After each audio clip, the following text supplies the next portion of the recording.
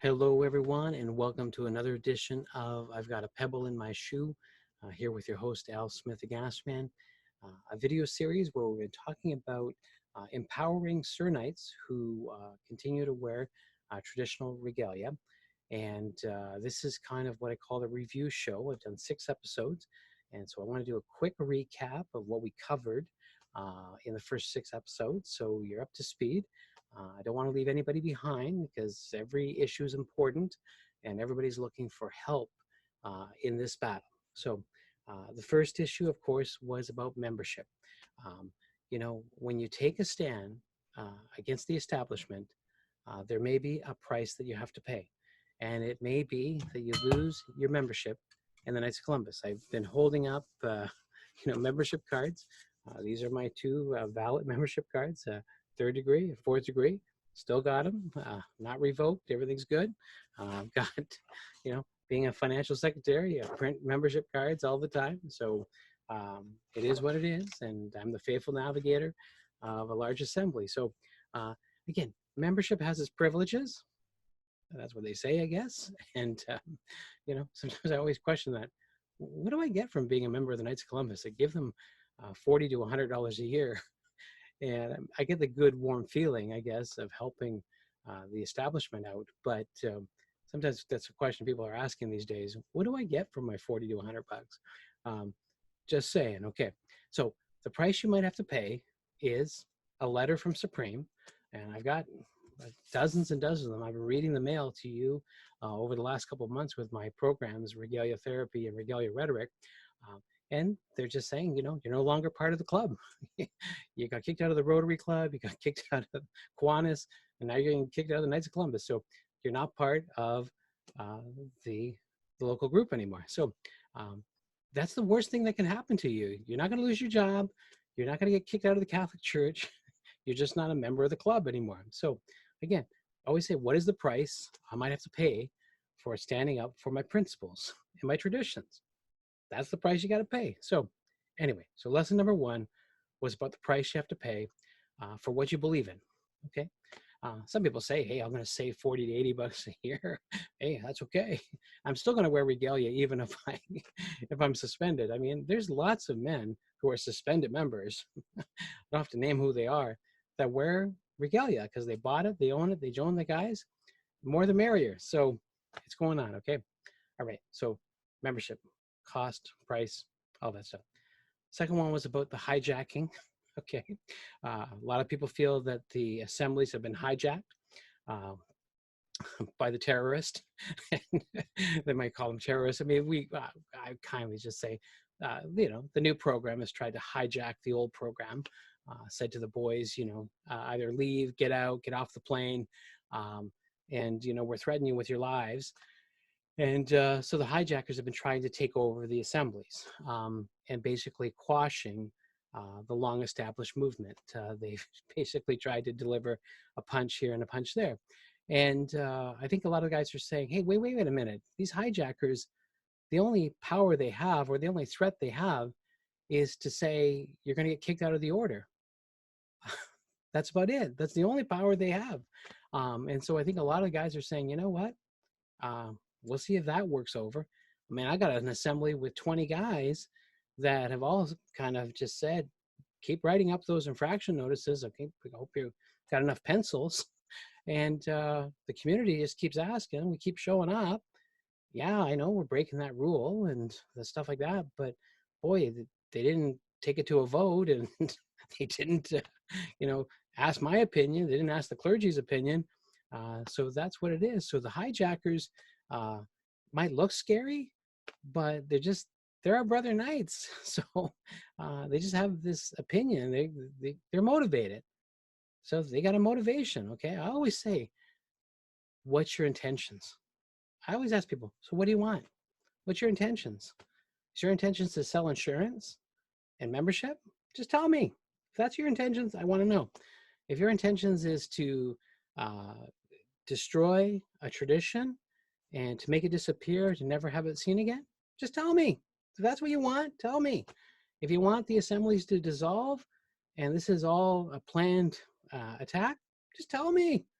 I think we're all looking for communication. So I I negotiate with the hijackers is what I do.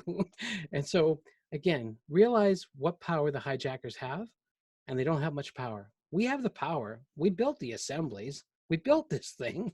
This is our brand. Okay. So understand that you need to negotiate with the hijackers the odd time. And every so often, you have to just kind of tell the hijackers where to go. So, all right. So, third program, I talked about our traditions and how, guys, we were trained for this stuff. We're old school, came to the program. We wanted to buy a tuxedo. We wanted to look sharp. We wanted to be called Sir Knights, called to the program, wanted to be patriotic. Yeah. And you know what? The training was amazing, and it taught me how to fight for something, fight for a principle, defend, guard the Eucharist. You think I'm going to lay it down like that? Sorry. Me and a couple 100,000 other guys have been well trained. So, yeah, we're going to fight for our traditions. We're going to fight for our principles. That's what we're going to do. Okay. You just can't take it away and think we're not going to fight for it. I mean, we've been well trained. Okay. So, the whole idea of traditions. The fourth program, I talked about how to deal with your master. Okay. He's a human being. He's on a mission. He chose that job. Okay. Don't get me wrong. The masters were never forced to take the position. Okay. Those masters said, I want to be master. They ran for election. They moved up the food chain. They wanted that job. They knew what they were getting into. So you gotta say, worthy master, you chose that. And you know what? We're choosing what we want. And yeah, we're going to fight. We're going to agree to disagree. And my master has wrote me a lot of letters and said a lot of phone calls. I've got letters from the Vice Supreme Masters, letters from the Supreme Master, okay? Everybody's writing Al Smith because I'm vocal. Like, he just keeps saying to people, hey, can we talk about this? So I'm looking for some communication from my master, Vice Supreme Master, and even the Supreme, like all of the guys. I sometimes lose track of all my masters, you know? But you know what I'm saying? So we have to keep talking. I mean, the assemblies are still open. We're still conducting business. And, you know, we can agree to disagree. We got 36 assemblies in my district, and the majority of them are still wearing nautical style regalia. They're still defying the order. Yeah, some assemblies have bought into the new program. That's their prerogative. But the majority of them haven't. So, Master, you have to live with that, okay? We're not laying down. We're just keep asking for the three things we've always asked for. Reinstate the regalia, grandfather it, as you did in the past. Communicate with us. Tell us what your intentions are. And reverse all the suspensions, all these write-ups, all these things. Like, just let's make peace, okay? We just keep asking. So I'm going to keep talking to my master about what the men want. I represent them. I'm their leader. Yeah, I'm the faithful navigator, but these guys were there before me. And when I move on, someone else is going to take over my position and keep doing what they've always done.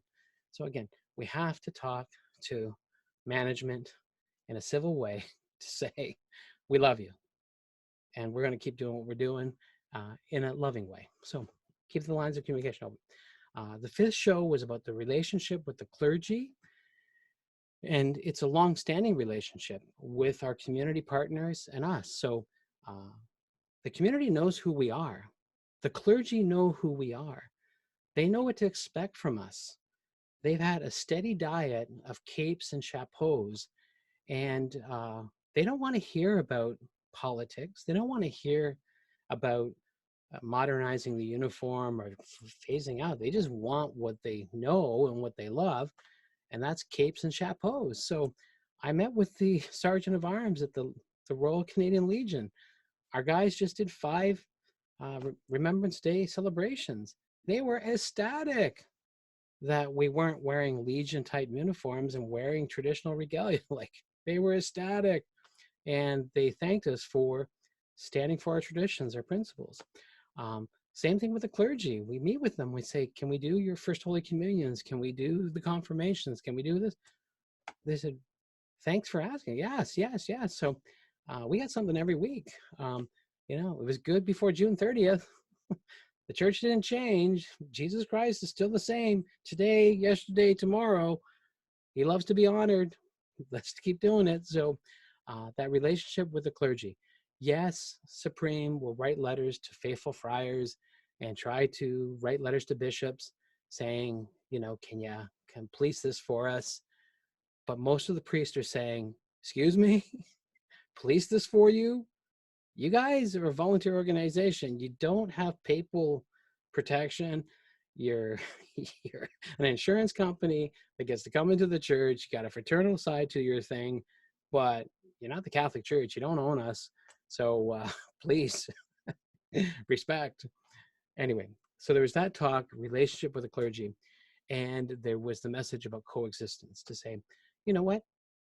Let the men that are coming through that want to buy the new uniform, have the paramilitary style look, let them join. Let them suit up. They join, and that's what they want. We love choice, and but let's coexist. The pictures were beautiful in 2017, 2018. Saw both armies side by side. They look great. So if that's what they want, give them what they want, but don't discard, suspend, throw out, demean Sir Knights that have been trained in the program, love the program, and know that the community wants them to keep doing what they're doing. So there you go. Okay, so did the review. I'm going to do a lot more because I know you're looking for more tips about how to deal with, head office, how to deal with, the pressure being put on, how to still continue to keep serving as we've served. I'm here for you. And again, we're in this together. We're fellow Sir Knights. We're brother Knights. We're here to build the brand, not take it apart, okay? And again, I know that you're all well-meaning. Thank you for enjoying a cup of coffee with me. This is what this program's all about. It's about knocking those pebbles out of the shoe, the ones that are actually causing us friction. And everything's going to be okay. Trust in the Lord. Trust in the Lord. I'm glad we're being tested. I am so glad we have this persecution, that this is making men become the men that fight and stand up for something and say, I'm willing to sacrifice. So God works in mysterious ways. God works in mysterious ways. So men, be at peace with your conscience. Keep doing what you're doing. Again, deal with the hijackers, negotiate with them. But, if they don't listen, take matters into your own hands, okay? There are groups called the Traditional Night Guard. There are groups of men that will continue to wear the clothing they own and go into the community and say, we're coming to Mass. Can we process you down and take care of everything? That's right. If they get rid of all 20 of us up in my little assembly, I'm sure that the guys will just keep doing what they're doing. And if they do that system-wide, if the Knights of Columbus want to get rid of every member that wears a cape and a chapeau, that's their choice. Not good for retention. Not good. But if that's what they want to do, it's their company. If they want to kick me out, if they want to kick you out, if they want to take all our membership cards and stop taking my 40 to 100 bucks a year, they can do it. It's their baby, and we can decide to stay or leave. I'm staying because we got a mission to do, and I love you, man. So thanks for tuning in for another edition. I got a pebble on my shoe. This was the edition we reviewed our first 6 classes, and we'll do another 6 classes in the near future to talk about the issues affecting Sir Knights all around the world. So please join me next time, your host, Al Smith, for another edition of I Got a Pebble in My Shoe. And it wouldn't be a program without asking for a little heavenly help from the Venerable Michael J. McGivney. And may God bless us in the name of the Father, and the Son, and the Holy Spirit. Amen. I'll see you again next time. Take care.